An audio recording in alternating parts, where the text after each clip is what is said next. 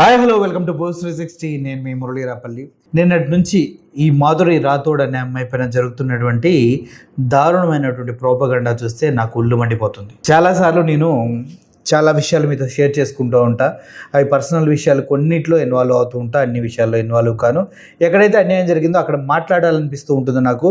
తప్పుగా అనుకోకండి, ఈ విషయంలో మాత్రం నేను గట్టిగా మాట్లాడండి డిసైడ్ కాబట్టి 1 డే టైం తీసుకున్నాను.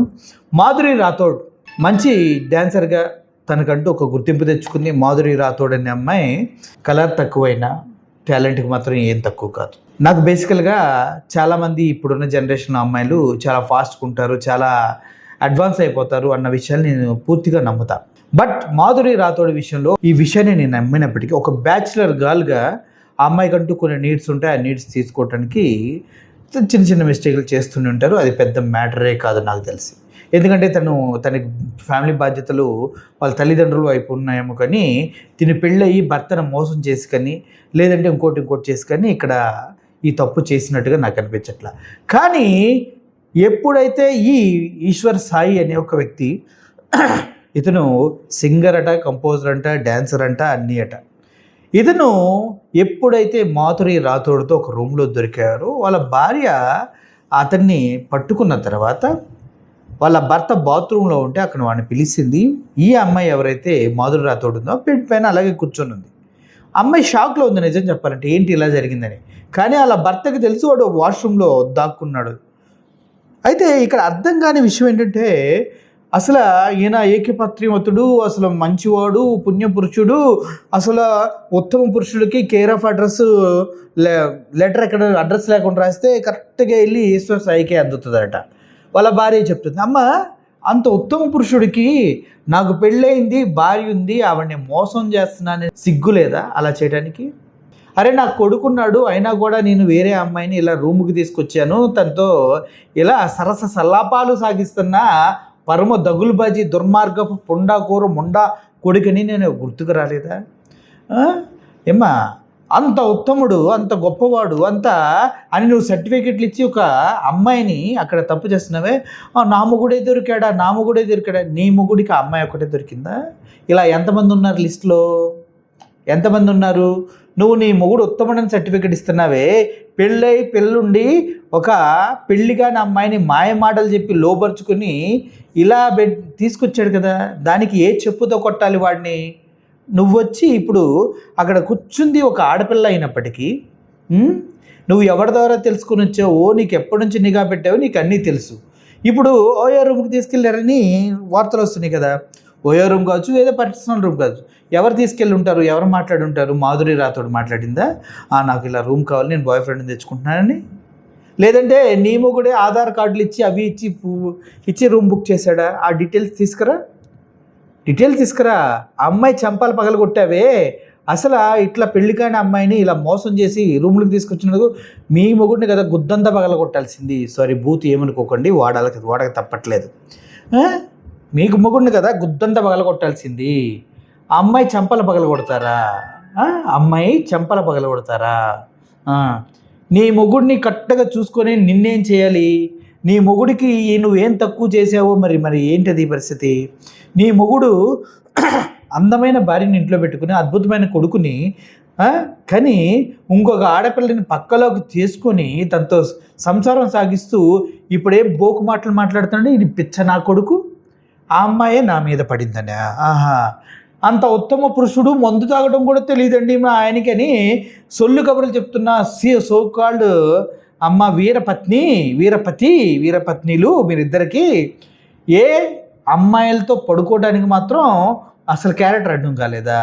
అసలు మీ మొగుడికి క్యారెక్టర్ అనేది ఒకటి ఉందా?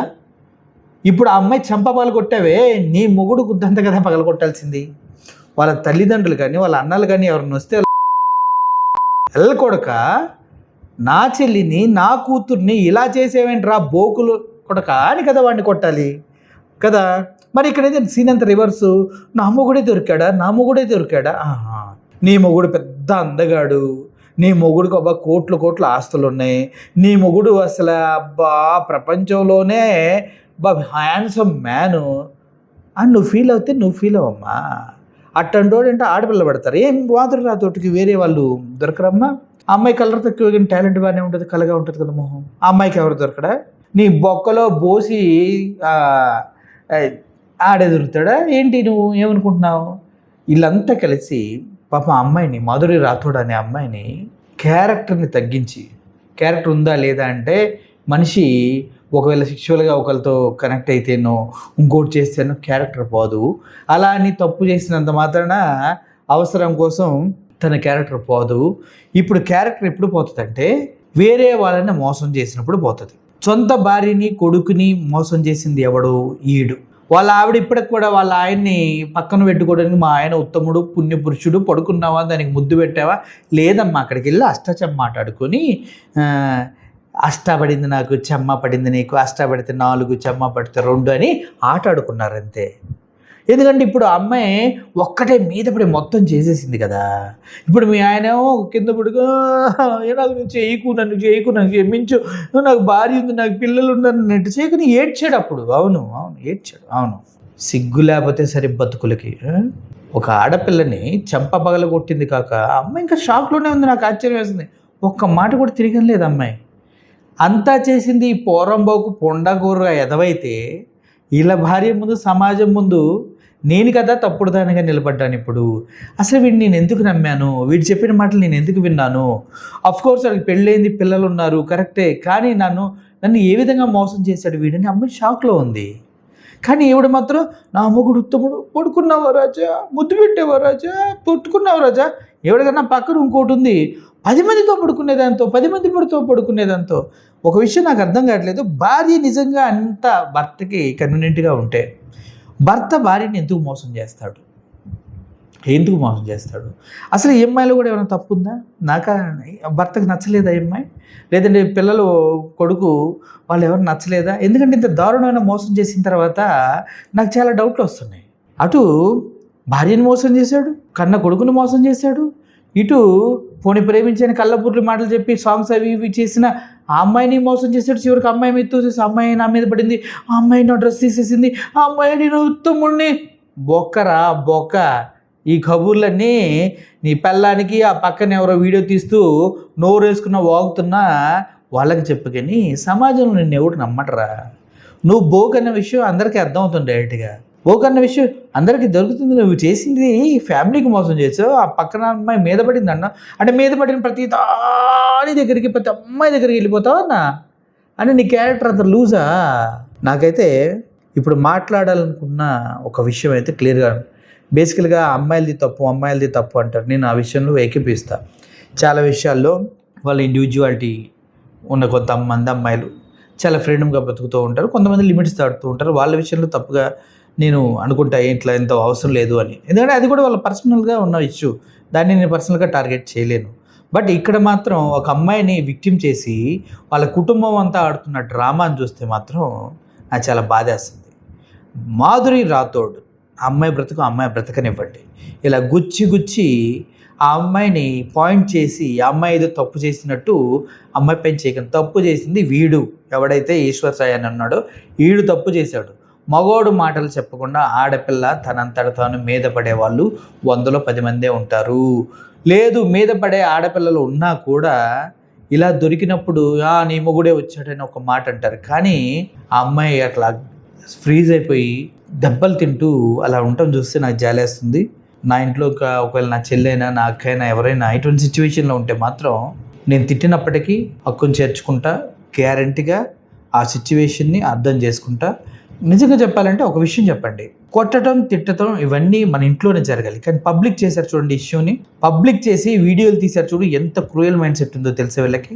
ఆ మాధురి రాథోడ్ కెరియర్ని మొత్తం నాశనం చేద్దామని ఫిక్స్ అయ్యి వాళ్ళ మొగుడిని మాత్రం ఉత్తముడుగా, ప్రపంచ ప్రసిద్ధి చెందిన శీలవంతుడు, గుణవంతుడిగా ఆమె ప్రజెంట్ చేసిన విధానాన్ని చూస్తే మాస్టర్ మైండ్ మాధురి రాథోడ్. ఒక విషయం చెప్తున్నా, సమాజంలో ఇటువంటివి జరుగుతూనే ఉంటాయి. మీరు తప్పు చేశారు కాదంట్లా, ఆ తప్పు వాడు చేయటం వల్ల మీరు చేశారని నేను నమ్ముతూ ఉన్నా. మాయ మాటలకి పడిపోతారు అమ్మాయిలు అనేది కూడా ప్రతి ఒక్కరు నమ్మాలి. కానీ మీరు ఈ సమాజంలో ఉన్న ఈ ఎదవల్ని, ఈ కామెంట్స్ని దయచేసి పట్టించుకోకండి. మీ జీవితం మీరు అలా ముందుకు వెళ్ళిపోండి. పరువు, ప్రతిష్ట, బొక్క, భోజనం ఈ సిచ్యువేషన్లో మీరు పట్టించుకోకండి. రేపొద్దున వీడి కాకపోతే ఇంకొకటి మీ దగ్గర టాలెంట్ ఉంది, మీరు ఏమి చేసినా కూడా మీ దగ్గరికి మనుషులు వస్తారు, మీ దగ్గరికి సాంగ్స్ చేయించుకుంటారు, మీలో టాలెంట్ ఉంది, స్వతంత్రంగా బ్రతకండి, మంచిగా జీవించండి, మచ్చ ఎప్పటికీ పోదు అనేది మాత్రం తప్పు. ఆ మచ్చ చెరిగిపోతుంది, ఆ మచ్చని యాక్సెప్ట్ చేసి మిమ్మల్ని ప్రేమించి చేసుకునేవారు కూడా ఉంటారు. ఈ దరిద్రాన్ని దయచేసి మీడియా వరకు తీసుకొచ్చిన వాళ్ళ భార్య తెలివికి హ్యాట్సప్ చెప్తూ, దాన్ని రికార్డ్ చేస్తూ పచ్చి బూతులు మాట్లాడుతున్నటువంటి పద్ధతి గల శ్రీమతి ఎవరో ఉన్నారు, ఆవిడకి నోరు కొద్దిగా జాగ్రత్త పెట్టుకోవాలని కోరుకుంటూ, అదేవిధంగా మాధురి రాథోడ్కి సాధ్యమైనంత వరకు తోడు ఇవ్వండి, అంతేగాని ఎత్తి పడకండి. ఇక్కడ ఎవడి క్యారెక్టరు అద్భుతమైన క్యారెక్టర్లు ఎవడే లేవు, శుద్ధపోసలు ఎవడో లేడు, అంతకన్నా మించి ఎదుటివాడికి సలహా ఇచ్చి వాళ్ళని చీచా అని వాళ్ళని తోలనాడే అంత గొప్ప క్యారెక్టర్లు ఎవడే లేవు. ప్రతి ఒక్కడు బోకే, ప్రతి ఒక్క అమ్మాయి కూడా ఏదో ఒక టైంలో తప్పు చేసిన వాళ్ళే, అంతమైంది కదా. సో మాధురి రాథోడ్ అనే అబలకి బలం తక్కువ ఉండొచ్చు, ఈ టైంలో చాలా లోలో ఉండొచ్చు. ఆ అమ్మాయికి ఫ్రెండ్స్ ఎవరు ఉంటే కాల్ చేసి మాట్లాడండి, అట్ ద సేమ్ టైం తను తోడుగా ఉండండి. ఏం కాదు, nothing will happen, everything will be fine in short టైంలో మొత్తం సెట్ అవుతుంది. Thank you for watching this video. Murali signing off. Thank you so much.